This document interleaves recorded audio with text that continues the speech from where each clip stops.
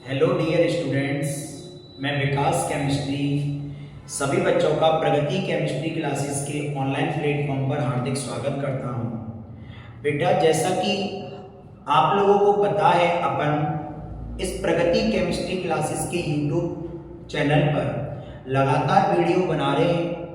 आज अपन एग्रीकल्चर के बच्चों के लिए कुछ एक नई शुरुआत करने जा रहे हैं, क्योंकि एग्रीकल्चर का बच्चा चाहे वो 11th क्लास का हो चाहे वो 12th क्लास का हो, आफ्टर 12th बच्चे को जेट और सीयूईटी के एग्जाम देने होते हैं, जिसमें बच्चा एक केमिस्ट्री सब्जेक्ट से बड़ा घबराता है।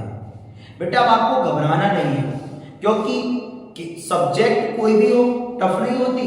पढ़ाने वाले जो है ना टीचर्स, वो सब्जेक्ट को बेटा टफ बना देते हैं। तो आज हम आपके लिए एक केमिस्ट्री का बड़ा ही इंपॉर्टेंट टॉपिक, जो 12th क्लास के लिए भी इंपॉर्टेंट है और जेट और क्यूट के लिए भी इंपॉर्टेंट है, उसमें से क्वेश्चन बनके खूब आते हैं बेटा।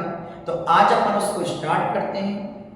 सभी बच्चे अपने एग्रीकल्चर के जो भी आपके साथी हैं, उनके लिए इस वीडियो को ज़्यादा से ज़्यादा शेयर करें बेटा, और चैनल को सब्सक्राइब करें। तो आज अपन स्टार्ट करने जा रहे हैं 12th क्लास का एक बहुत ही इंपॉर्टेंट टॉपिक, जिसका नाम जैव रसायन, बायोकेमिस्ट्री। बेटा, यहाँ से जेट और सीयूईटी में एक या दो क्वेश्चन आना अनिवार्य है। तो 12th के साथ साथ आपको जेट और सीयूईटी की तैयारी प्रगति केमिस्ट्री क्लासेस के ऑनलाइन और ऑफलाइन दोनों बैचेस में आपको मिलेगी बेटा। तो हमारे साथ आप लोग लगातार जुड़े रहिएगा और अपने मित्रों को ज्यादा से ज्यादा शेयर कीजिएगा इस वीडियो को। तो सुनना, आज अपन स्टार्ट करते हैं 12th क्लास के पॉइंट ऑफ व्यू से। चैप्टर है अपना 10, जिसका नाम बेटा जैव रसायन, और जैव रसायन को इंग्लिश में बोल देते हैं बायोकेमिस्ट्री। बायोकेमिस्ट्री बड़ा बेहद ही इंपॉर्टेंट टॉपिक है बेटा। अगर आपने लाइन बाय लाइन पूरा चैप्टर सुनाना तो आपको टॉपिक समझ में आता जाएगा। देखो बेटा, सबसे पहले अपन स्टार्ट करते हैं यूनिट को, यूनिट के नाम से, और नाम है इसका जैव रसायन। जैव को इंग्लिश में बोलते हैं बायो, और बायो का मतलब होता है सजीव। जिस जगह पर अपन सजीवों का अध्ययन कर लेते हैं उसको बेटा अपन बोलते हैं बायो। अब सजीव के रूप में बेटा पादप भी हो सकते हैं, और बेटा कौन हो सकते हैं बताओ? जंतु। ठीक है, तो सजीवों की यानी पादप और जंतुओं की जैविक क्रियाओं का अध्ययन विज्ञान की जिस शाखा में किया जाता है उसका नाम दिया जाता है जैव रसायन, या उसी का नाम देते हैं बायोकेमिस्ट्री। तो बेटा कौन के अंतर्गत बताओ? सजीवों के अंतर्गत विभिन्न प्रकार की जैविक क्रियाएं संपन्न होती हैं, और उन क्रियाओं को संपन्न कराने वाले कुछ बेटा कौन होते हैं पता है? अणु। जैसे कार्बोहाइड्रेट हुआ बेटा, प्रोटीन हुई, विटामिन हुई, वसा हुई, और न्यूक्लिक अम्ल हुए। ये जो अणु हैं, इन सब अणुओं का नाम अपन लोग देते हैं जैव अणु, मतलब बायोमॉलिक्यूल। और इन जैव अणुओं का अध्ययन विज्ञान की जिस शाखा में करते हैं उसका नाम देते हैं जैव रसायन। क्या नाम देते हैं भैया? जैव रसायन। तो विज्ञान की वह शाखा जिसके अंतर्गत सजीवों में होने वाली विभिन्न जैव रासायनिक क्रियाओं का अध्ययन किया जाता है, उसी को जैव रसायन या बायोकेमिस्ट्री के नाम से जाना जाता है। सबसे पहले इस जैव रसायन यानी बायोकेमिस्ट्री के बारे में कार्ल न्यूबर्ग नामक वैज्ञानिक ने बताया था बेटा। इसके बारे में सबसे पहले बेटा कार्ल न्यूबर्ग नामक बेटा वैज्ञानिक ने बताया था। अब इसके बाद सुनना आगे, हमने आपको एक बात बता दी कि इसके अंतर्गत आपको क्या पढ़ना है? सजीवों में होने वाली विभिन्न जैव रासायनिक क्रिया, जिनको संपन्न कौन कराते हैं? बड़े अणु जैसे कार्बोहाइड्रेट, प्रोटीन, विटामिन, वसा, न्यूक्लिक अम्ल, इन सब का नाम देते हैं जैवअणु और इनका अध्ययन विज्ञान की जिस शाखा में करते हैं उसका नाम क्या देते हैं? जैव रसायन। तो ये तो सर उस चैप्टर की एक वर्ड के ऊपर मैंने इतनी लाइन बोली आपके सामने। सर इसमें सबसे पहला शब्द है जैव, और जैव का मतलब बायो। आपको पता है बायो की शुरुआत एक शब्द से होती है जिसका नाम है कोशिका। अगर आपने उसके बारे में ही नहीं पढ़ा तो फिर आपने फिर बेटा इस चैप्टर में स्टार्टिंग दूसरी जगह से होती है। अब 12th क्लास के पॉइंट ऑफ व्यू से वो टॉपिक नहीं दे रखा, तो सर आपको केवल 12th नहीं, आपको जेट और सीयूईटी की भी तैयारी करनी है। तो सर हम आपके लिए 12th के साथ साथ वो सभी टॉपिक्स कराएंगे जो आपको जेट और सीयूईटी में बेहद इंपॉर्टेंट रहेंगे। तो देखना अपन स्टार्ट करते हैं। सबसे पहला बेटा टॉपिक जिसका नाम है कोशिका। सर ये कोशिका होती क्या है समझना। बेटा कोशिका होती है हमारे शरीर की सबसे छोटी संरचनात्मक एवं क्रियात्मक इकाई। कोई पूछे सजीव की सबसे छोटी संरचनात्मक और क्रियात्मक इकाई कौन सी है, तो आप एक उत्तर देते हो कोशिका। बेटा इस कोशिका की खोज रॉबर्ट हुक नामक वैज्ञानिक ने सन 1665 में की थी। ये भी सर क्वेश्चन बन जाता है। कोशिका की खोज करने वाले वैज्ञानिक का नाम रॉबर्ट हुक है, जिसकी खोज सन 1665 में की गई थी। प्रत्येक सजीव अपने जीवन का प्रारंभ कोशिका से करता है। बेटा किससे करता है बताओ? कोशिका से करता है। तो ह्यूमन मतलब मानव के अंदर कोशिका ही एक सबसे छोटी संरचनात्मक और क्रियात्मक इकाई होती है। बेटा इस कोशिका की संरचना को अपन 3 बेटा भागों में बांट देते हैं। सबसे पहला इसका भाग आता है कोशिका झिल्ली। क्या भाग आता है? कोशिका झिल्ली। दूसरा भाग आता है बेटा केंद्रक, और तीसरा भाग आता है कोशिका द्रव्य। कोशिका द्रव्य। मैं इन तीनों पॉइंटों को आपके लिए बेटा एक डायग्राम से समझाता हूं और आप समझना उस बेटा डायग्राम को। तो हम तुम्हारे सामने एक कोशिका का छोटा सा डायग्राम इन तीनों बेटा पॉइंटों को समझाने के लिए बना रहे हैं। तो देखना बेटा, इस टाइप से हमने आपके सामने एक कोशिका का डायग्राम बेटा क्या किया? ड्रॉ किया। इसका नाम जो ये हमने बनाया है ना डायग्राम, इसका नाम देते हैं कोशिका झिल्ली। इसका नाम क्या हो गया भैया? कोशिका झिल्ली। इसके अंदर भैया तरल पदार्थ भरा होता है। उस तरल पदार्थ का नाम अपन लोग बेटा देते हैं कोशिका द्रव्य। कोशिका द्रव्य। इस कोशिका के बीचों बीच में एक गोलाकार संरचना पाई जाती है। इस गोलाकार जो क्या होती है संरचना, जिसका नाम देते हैं अपन लोग केंद्रक नाम देते हैं। ठीक बेटा। इसके बाद सुनो, इस बेटा कोशिका के अंदर विभिन्न प्रकार के कोशिकांग होते हैं। जैसे इसका नाम हो गया माइटोकॉन्ड्रिया। इसके अंदर विभिन्न प्रकार के बेटा इस प्रकार से क्या पाए जाते हैं? कोशिकांग, जिसका नाम हो गया गोल्जी काय। बेटा इस प्रकार से बनाया, इसका नाम है राइबोसोम। उसके बाद हमने इसको बनाया, इसका नाम है लाइसोसोम। उसके बाद हमने बेटा आपके सामने बनाया तारक केंद्रक। तारक केंद्रक, इसका नाम है बेटा अंतःप्रदबी जालिका। अंतःप्रदबी जालिका। ठीक बेटा। इस केंद्रक के अंदर एक बेटा तरल पदार्थ पाया जाता है, जिसका नाम अपन लोग दे देते हैं केंद्रक द्रव। और इस केंद्रक के अंदर एक गोलाकार क्या होती है संरचना, जिसका नाम दे देते हैं अपन लोग क्या, केंद्रिका। तो ये डायग्राम बन गया एक जंतु प्रारूपिक कोशिका का, एक जंतु प्रारूपिक किसका, कोशिका का।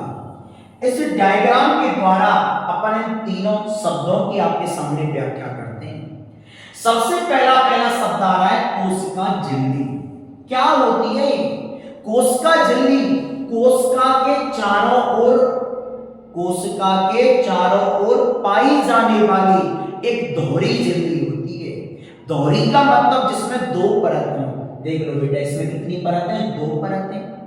ये जो झिल्ली है ना, ये प्रोटीन और बेटा वसा की बनी होती है और चयनात्मक पारगम्य होती है। चयनात्मक पारगम्य का मतलब जो पदार्थ कोशिका को नुकसान नहीं पहुंचाता उसको तो अंदर आने देती है, अवांछित पदार्थों को बाहर रोक देती है। सेकंड नंबर पे इसके बाद आ रहा है टॉपिक केंद्रक। केंद्रक क्या होता है? केंद्रक बेटा कोशिका के बीचों बीच में पाई जाने वाली एक गोलाकार संरचना होती है जो कोशिका के विभिन्न कार्यों पर नियंत्रण रखती है। इस केंद्रक के अंदर ही भैया गुणसूत्र और जीन्स पाए जाते हैं जो आनुवांशिक गुणों को एक पीढ़ी से दूसरी पीढ़ी में ले जाने का काम करते हैं। इस बेटा केंद्रक की खोज एक वैज्ञानिक था जिसका नाम था रॉबर्ट ब्राउन ने की थी सन 1831 में। आपसे पूछ सकता है केंद्रक की खोज किस वैज्ञानिक ने की? रॉबर्ट ब्राउन ने सन 1831 में की थी बेटा। अंतिम पॉइंट आता है आपके सामने जिसका नाम है कोशिका द्रव्य। ये क्या होता है कि कोशिका के अंदर पाया जाने वाला तरल पदार्थ कोशिका द्रव्य होता है जिसमें लगभग बेटा 70% जल पाया जाता है। क्या पाया जाता है? 70% जल। और इसके अंदर विभिन्न प्रकार के बेटा कोशिकांग पाए जाते हैं जैसे माइटोकॉन्ड्रिया, गोल्जी काय, राइबोसोम, लाइसोसोम, तारक केंद्रक, विभिन्न प्रकार के बेटा कोशिकांग पाए जाते हैं। तो हमने स्टार्ट किया था एक टॉपिक जिसका नाम था कोशिका। कोशिका क्या होती है? हमारे शरीर की सबसे छोटी संरचनात्मक और क्रियात्मक इकाई। इसकी खोज रॉबर्ट हुक ने सन 1665 में की थी। प्रत्येक सजीव जीवन का प्रारंभ किससे करता है? कोशिका से करता है। कोशिका की संरचना को 3 भागों में बांट दिया। सबसे पहला भाग कोशिका झिल्ली जो कोशिका के चारों ओर दोहरी परत के रूप में पाई जाती है जो कि प्रोटीन और वसा की बनी होती है, जो कि बेटा चयनात्मक पारगम्य होती है। और एक इंपॉर्टेंट पॉइंट, ये कोशिका झिल्ली कोशिका को साइज मतलब आकार प्रदान करती है कि जितनी बड़ी झिल्ली होगी कोशिका का साइज भी उतना ही बड़ा हो जाएगा। सेकंड आता है केंद्रक। कोशिका के बीचों बीच में एक गोलाकार संरचना होती है जिसका नाम केंद्रक होता है जो कोशिका के विभिन्न किन पर कार्यों पर नियंत्रण रखती है। इस केंद्रक की खोज रॉबर्ट ब्राउन ने सन 1831 में की थी। इस केंद्रक में ही गुणसूत्र और जीन्स पाए जाते हैं जो आनुवांशिक गुणों को एक पीढ़ी से दूसरी पीढ़ी में ले जाने का काम करते हैं। अंतिम पॉइंट आता है बेटा जिसका नाम है कोशिका द्रव्य कि कोशिका के अंदर पाया जाने वाला तरल पदार्थ क्या होता है? कोशिका द्रव्य जिसमें लगभग 70% बेटा जल पाया जाता है और विभिन्न प्रकार के बेटा कोशिकांग पाए जाते हैं। तो आपने तीनों के तीनों जो थे पॉइंट इनके बारे में आपने बेटा समझ लिया। इसके बाद हम आपको इसमें से कुछ छोटे छोटे पॉइंट बताते हैं जो जेट और क्यूट के पॉइंट ऑफ व्यू से बहुत ही बेहद इंपॉर्टेंट है बेटा। देखना कैसे बेटा। सबसे पहला इंपॉर्टेंट पॉइंट माइटोकॉन्ड्रिया। माइटोकॉन्ड्रिया को बेटा हम नाम देते हैं कोशिका का शक्ति गृह। क्या नाम देते हैं बेटा? कोशिका का शक्ति गृह। क्वेश्चन आता है कोशिका का शक्ति गृह किसे कहा जाता है? माइटोकॉन्ड्रिया को कहा जाता है। शक्ति गृह मतलब पावर हाउस। क्या बोलते हैं बेटा? Power house. Second important question, lysosome. Lysosome को बेटा आत्मघाती थैली कहते हैं। बेटा बताना क्या कहते हैं? आत्मघाती थैली कहा जाता है। अगला पॉइंट, केंद्रक। अभी मैंने एक शब्द बोला था, जो केंद्रक होता है कोशिका के विभिन्न किन पे कार्यों पर नियंत्रण रखता है। जो कोशिका को अपने नियंत्रण में रखता है उसको नाम देते हैं रेगुलेटर। क्या नाम देते हैं? रेगुलेटर। तो केंद्रक को बेटा कोशिका का रेगुलेटर भी कहते हैं। रेगुलेटर भी कहते हैं। और अंतिम पॉइंट, राइबोसोम। राइबोसोम ये एक बेटा पता है कौन है? ये बेटा कोशिकांग है। इसका काम प्रोटीन संश्लेषण में भाग लेता है। इसमें भाग लेता है प्रोटीन के संश्लेषण में भाग लेने वाला कोशिकांग है। तो बेटा यहां से छोटे छोटे आपने बेटा क्या देख लिए? तो क्या देख लिए? क्वेश्चंस। चैप्टर स्टार्ट किया था जैव रसायन, बायोकेमिस्ट्री। बायो का मतलब सजीव, तो सजीवों की जैविक क्रियाओं का अध्ययन विज्ञान की जिस शाखा में करते हैं उसका नाम जैव रसायन, बायोकेमिस्ट्री देते हैं। उस क्रियाओं को संपन्न कराने वाले कुछ अणु होते थे, जैसे कार्बोहाइड्रेट, प्रोटीन, विटामिन, वसा, जिनका नाम देते हैं जैव अणु। उन सब का अध्ययन आपको इस यूनिट के अंदर बेटा करना है। तो जिसमें आपने कोशिका को पूरा पढ़ लिया। आज अपने बेहद ही इंपॉर्टेंट टॉपिक स्टार्ट कर रहे हैं जिसका नाम है कार्बोहाइड्रेट। तो बने रहिएगा हमारे साथ, देखना बेटा। टॉपिक का नाम कार्बोहाइड्रेट, जो 12th क्लास के पॉइंट ऑफ व्यू से तो इंपॉर्टेंट है ही है, बट जेट और क्यूट के लिए भी बेहद इंपॉर्टेंट है बेटा। कार्बोहाइड्रेट क्या होता है बेटा? कार्बोहाइड्रेट देखो, ये कार्बोहाइड्रेट शब्द दो शब्दों से बना होता है।